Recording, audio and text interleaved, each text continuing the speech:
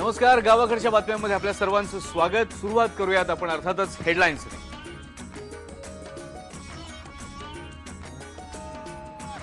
बाबासाहेबांच्या 124व्या जयंतीनिमित्त चैत्यभूमीवर हेलिकॉप्टरमधून पुष्पवृष्टी। राज्यासह देशभरातही महामानवाची जयंती होतीये उत्साहात साजरी।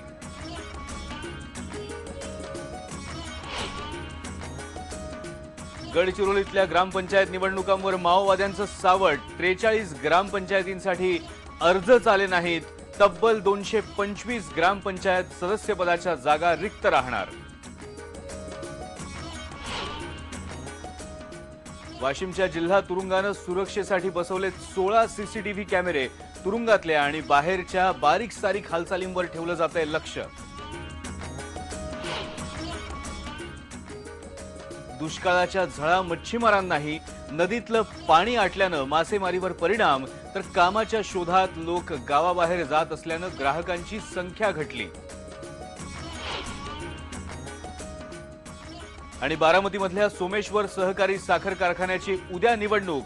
काकडे गटाचा प्रचार करताना राजू शेट्टी, विजय शिवतारे यांनी केलं अजित पवार यांना लक्ष्य।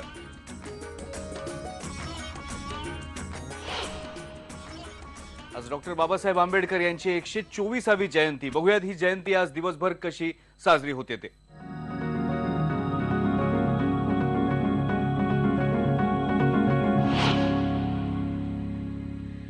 भारताच्या घटनेचे शिल्पकार डॉक्टर बाबासाहेब आंबेडकर यांची आज 124वी जयंती आणि त्यानिमित्तानं राज्यभरात बाबासाहेबांच्या स्मृतीला अभिवादन करण्यात आलं। मुंबईच्या चैत्यभूमीवर आणि नागपूरच्या दीक्षाभूमीवर भीमसैनिकांनी गर्दी केली। मुंबईतल्या चैत्यभूमीवर बाबासाहेबांच्या अनुयायांची मोठी गर्दी बघायला मिळाली। दुपारी हेलिकॉप्टरमधून बाबासाहेबांच्या स्मृतीस्थळावर पुष्पवृष्टी सुद्धा करण्यात आली। दीक्षाभूमीवर सुद्धा मानवंदना बाबासाहेबांना मानवंदना देण्यासाठी खूप गर्दी आज बघायला मिळाली।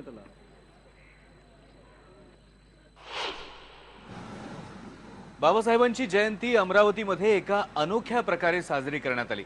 स्पर्धा परीक्षांच्या विद्यार्थ्यांनी सलग 18 तास अभ्यास करून आंबेडकरांना आदरांजली वाहिली। महाबोधी फाउंडेशनने हा उपक्रम राबवला। गरजू विद्यार्थ्यांना स्पर्धा परीक्षेचा अभ्यास करण्यासाठी सर्व सोयींनी युक्त अशी अभ्यासिका उपलब्ध करून देण्यात आली होती। काल सकाळी 6 ते रात्री 12 वाजेपर्यंत हा अभ्यास इथे सुरू होता। डॉक्टर बाबासाहेब आंबेडकर हे संपूर्ण जगातील विद्यार्थ्यांसाठी, अभ्यासकांसाठी आणि संशोधकांसाठी हे आदर्श आहेत आणि म्हणून त्यांच्या जयंतीचं औचित्य साधून विशेषतः शतकोत्तर रौप्य महोत्सवी वर्षानिमित्तानं आम्ही या लायब्ररीमध्ये बाबासाहेबांना अभिवादन करण्यासाठी 18 तास अभ्यासक्रम हा उपक्रम राबविलेला आहे। आमची प्रेरणा आणि आमचे आदर्श बाबासाहेब आंबेडकर आहेत। त्यांनी 18 तास नेहमी अभ्यास करून आपले जीवनात सफल केले। आम्ही सुद्धा या निमित्तानं त्यांना आदरांजली या निमित्तानं आम्ही आज सकाळी 6 वाजतापासून रात्री 12 वाजेपर्यंत असा आमचा आजचा संकल्प आहे। डॉक्टर बाबासाहेब आंबेडकर यांचं मूळ गाव हे रत्नागिरी जिल्ह्यातलं मंडणगड तालुक्यातलं आंबडवे या गावामध्ये 5 कोटी रुपये खर्चून शिल्पसृष्टी उभी करण्याचा निर्णय 2009 साली आघाडी सरकारने घेतला होता। त्याला सुद्धा आता 5 वर्ष होऊन गेलेत। शिल्पसृष्टीसाठी लागणाऱ्या 36 गुंठे जमिनीचं स्थानिकांनी बक्षीस पत्र करून दिलंय, तरी सुद्धा काम सुरू झालेलं नाहीये। राजकीय इच्छाशक्ती अभावी शिल्पसृष्टीचं घोंगडं अजून किती दिवस भिजत ठेवणार असा सवाल बाबासाहेबांचे अनुयायी करायला लागलेत। ग्रामस्थांकडून देखील 36 गुंठे जमीन दिलेली आहे। ग्रामस्थांकडून सर्व निकष पूर्ण करण्यात आले आहेत, तरी सध्या ही कामं अशी लांबणीवर पडत 6 वर्ष झालेली आहेत। तर शासनाने ह्या 14 एप्रिल 2015 साली तरी लक्ष द्यावं बाबासाहेबांच्या आंबडवे गावाकडे। तर विशेष सांगायचे म्हणजे ज्या थोर नेत्यांना भारतरत्न भारत सरकारने दिलं त्यांच्या गाव अजून वंचितच आहेत विकासापासून। हे गाव देखील तशाच तऱ्हेने विकासापासून वंचित आहे। छत्रपती शाहू महाराज आणि डॉक्टर बाबासाहेब आंबेडकर यांच्यातल्या वैयक्तिक आणि वैचारिक ऋणानुबंधांना आता उजाळा मिळालेला आहे। कोल्हापूरमधल्या महाराष्ट्र इतिहास प्रबोधिनीनं हा ऐतिहासिक ठेवा समोर आणलाय। 95 वर्षांपूर्वी म्हणजे 1920 आणि 1921 साली डॉक्टर बाबासाहेब आंबेडकर यांनी शाहू महाराजांना पाठवलेली ही 3 पत्र आहेत आणि त्यातलं पहिलं पत्र हे बाबासाहेबांनी मुंबईतल्या मूक नायकच्या कार्यालयातून लिहिलेलं होतं। नागपूरच्या परिषदेबद्दल त्यामध्ये उल्लेख आहे. तर दुसरं पत्र हे बाबासाहेबांनी 6 ऑक्टोबर 1921 साली लंडनहून लिहिलेलं आहे. त्यातून सुद्धा डॉक्टर बाबासाहेब आंबेडकर यांनी शाहू महाराज यांचा गौरव करत आर्थिक अडचण मांडून मदतीची मागणी केली आहे. आणि तिसरं पत्र त्यांनी लंडनमधूनच लिहिलेलं आहे, इंग्रजी भाषेत लिहिलेलं आहे आणि त्यातून शाहू महाराजांनी केलेली 107 पौंडांची मदत मिळाली असं सांगत महाराजांचे आभार मानलेले आहेत. इतिहास अभ्यासकांना आणि आंबेडकर प्रेमींना एक ऐतिहासिक ठेवा यामुळे उपलब्ध झालेला आहे. या पत्रांचं वैशिष्ट्य असं आहे की बाबासाहेब जेव्हा लंडनला होते त्यावेळेला त्यांना पैशाची अत्यंत गरज होती आणि ती मागणी त्यांनी पैशाची शाहू महाराजांकडे केलेली ही प्रकाशित पत्रांवरून आपल्याला माहिती आहे. परंतु ही मागणी पूर्ण झाली आणि मला पैसे मिळाले हे सांगणारी 2 पत्र लंडनहून बाबासाहेबांनी पाठवलेली आहेत. एवढंच नव्हे तर 6 ऑक्टोबर 1921 सालचं जे पत्र आहे त्या पत्रातून डॉक्टर बाबासाहेब आंबेडकरांची शाहू महाराजांबद्दलची भावना काय होती, काय प्रेमभाव होता हे आपल्याला लक्षात येतं. आणि तिथं एक वाक्य जे आहे, आपल्यासारख्या निष्काम दीनदयाळू सत्पुरुषाची मला जोड मिळाली आहे आणि त्यामुळे माझ्या आयुष्याचं चीज झालंय. तर अशा प्रकारे दोघांचे ऋणानुबंध यातून स्पष्ट होतात. आणि यापुढची बातमी राजकीय आहे. बारामतीमध्ये उद्या सोमेश्वर सहकारी साखर कारखान्याची निवडणूक होतीये. यंदाच्या निवडणुकीत अजित पवार आणि सतीश काकडे यांच्या गटात अटीतटीची लढाई आहे. काकडे गटाच्या प्रचारासाठी स्वाभिमानी शेतकरी संघटनेचे नेते खासदार राजू शेट्टी, जलसंपदा राज्यमंत्री विजय शिवतारे, माळेगाव कारखान्याचे चंद्रराव तावरे, रंजन तावरे अशा सगळ्या नेते मंडळींनी कारखान्याच्या कार्यक्षेत्रात तळ ठोकलेला होता. प्रचारादरम्यान त्यांनी अजित पवारांनाच लक्ष केलेलं होतं. आता त्यांच्या पायाखालची वाळू घसरायला लागलेत म्हणून शपथा घेण्याचा प्रसंग त्यांच्यावर आलेला आहे. शपथा घ्यायला लागणं म्हणजे लोकांच्या भोळेपणाचा, लोकांच्या अज्ञानाचा, लोकांच्या भावनेला कुठेतरी हात घालणं याचा अर्थ स्वतःच्या कर्तृत्वावरचा विश्वास संपता. कोणाला म्हणते आता पाणी सोडणं, तुझं काय पाणी लका, मी जलसंपदा मंत्री, आलं की नाही पाणी? 2 दिवस सांगतो पाणी सोडणार आहे, तू कोण पाणी सोडणार? मी पाणी सोडणार आहे.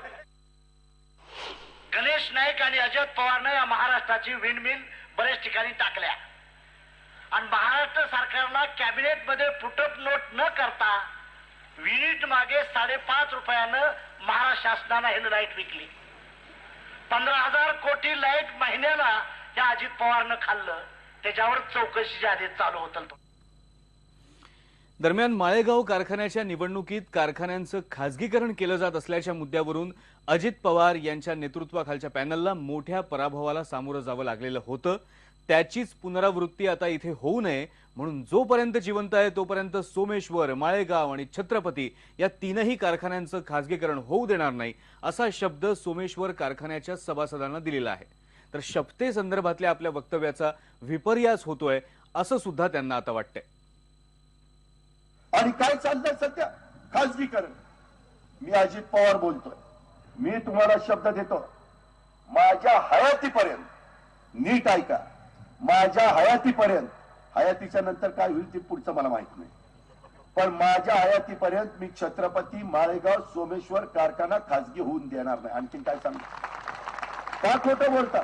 मी सहज त्या ठिकाणी म्हणालो की आमच्या संचालक बोर्डाने पण सोमेश्वरला जावं आणि त्या पद्धतीने शपथ घ्यावी की लगेच व्हॉट्सअपवर टीव्हीला सुरू झालं.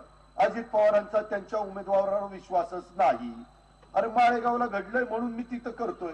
माळेगावला आमच्याच लोकांनी दगापटका केला म्हणल्यावर माणूस दुधाने तोंड पोळल्यावर ताक देखील फुंकून पितोय का नाही? आणि ते आमचं आम्ही करू ना. आणि यानंतर गावाकडच्या बातमीमध्ये एक ब्रेक घेऊया. इतरही महत्वाच्या घडामोडी पाहणार आहोत. पहा फक्त IBN लोक.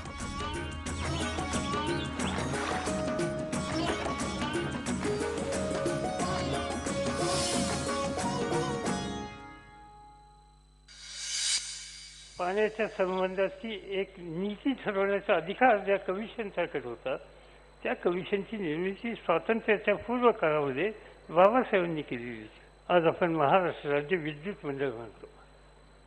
अशी राज्यामध्ये विद्युत मंडळाची संकल्पना बाबासाहेबांनी मांडली. आणि काही राज्यामध्ये वीज अधिक आहे आणि काही राज्यामध्ये त्या विजेचा वापर होत नाही. आणि काही राज्यामध्ये विजेची कमतरता आहे. अशा ठिकाणी जिथे सरप्लस पॉवर आहे ती सरप्लस पॉवर ज्या राज्यामध्ये विजेची कमतरता त्या राज्यामध्ये कशी देता येईल आणि ती द्यायची असेल तर राज्यांच्यासाठी एका ग्रीडची याची संकल्पना ही बाबासाहेब आंबेडकरांनी मांडली. परभणी जिल्ह्यासह मराठवाड्यावर गेल्या काही वर्षांपासून निसर्ग कोपलेलाच आहे. या दुष्काळाच्या झळा मासेमारी करणाऱ्या भोई समाजाला सुद्धा बसल्यात. प्रकल्पामध्ये पाणी नसल्यामुळे मासेमारी व्यवसाय ठप्प झालाय. त्यामुळे कामाच्या शोधात या गावकऱ्यांना इतर शहरं हुडकावी लागतात. गावकरीच बाहेर गेल्यामुळे असंख्य भोई वस्त्या या निर्मनुष्य झालेल्या आहेत. पोट भरणं काय नाही आता. दुष्काळ पडला, 8-9 माणसं आहेत, कसं जगू आता, परिस्थिती बेकार आहे. 2-3 किलो मासे सापडतात, याच्यावर काय सापडत नाही.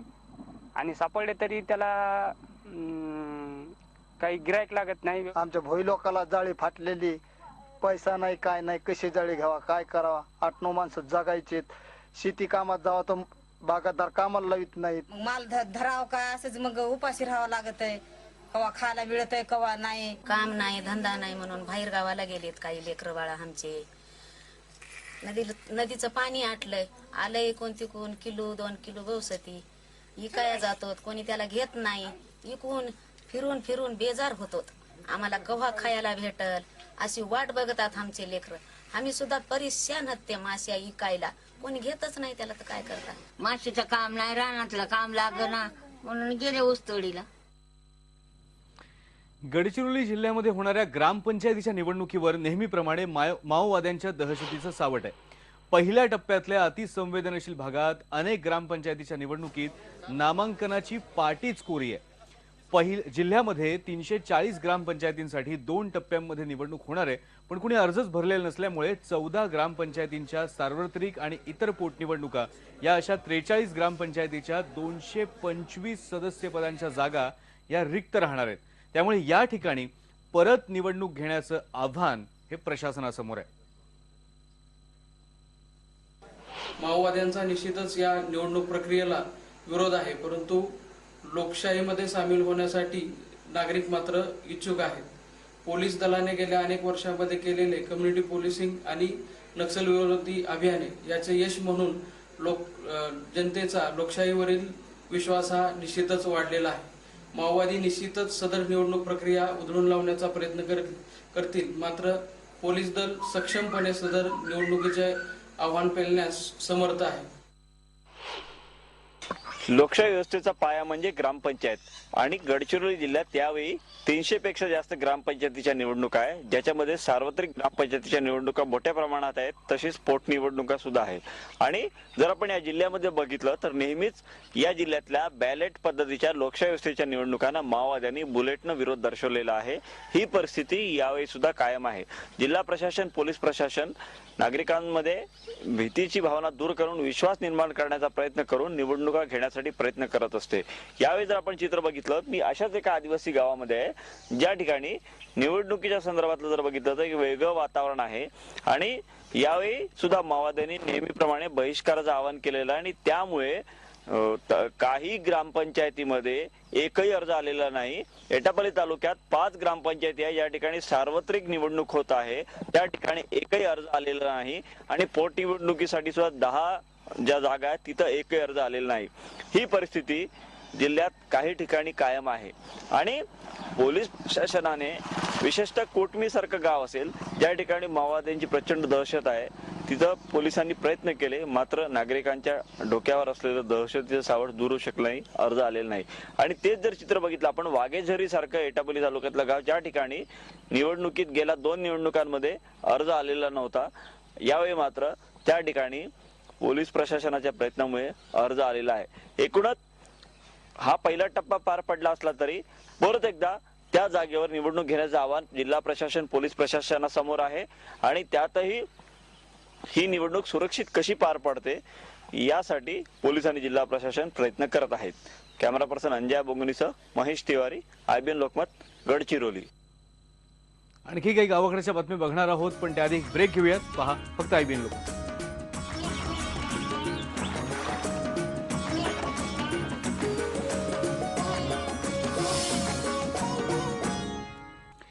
आपल्याला माहिती आहे नागपूरच्या सेंट्रल जेलमध्ये तर मोबाईल सापडले, सिम कार्ड सापडले, बऱ्याच गोष्टी सापडल्या आणि तेव्हापासून कारागृहांच्या सुरक्षेचा प्रश्न ऐरणीवर आला. या सगळ्या गोष्टींना वाशिमचं जिल्हा कारागृह हे सुरक्षेच्या दृष्टिकोनातून अपवाद ठरलंय. कारागृहातील आणि कारागृहाबाहेरील बारीक सारीक हालचालींवर सीसीटीव्हीची नजर आहे.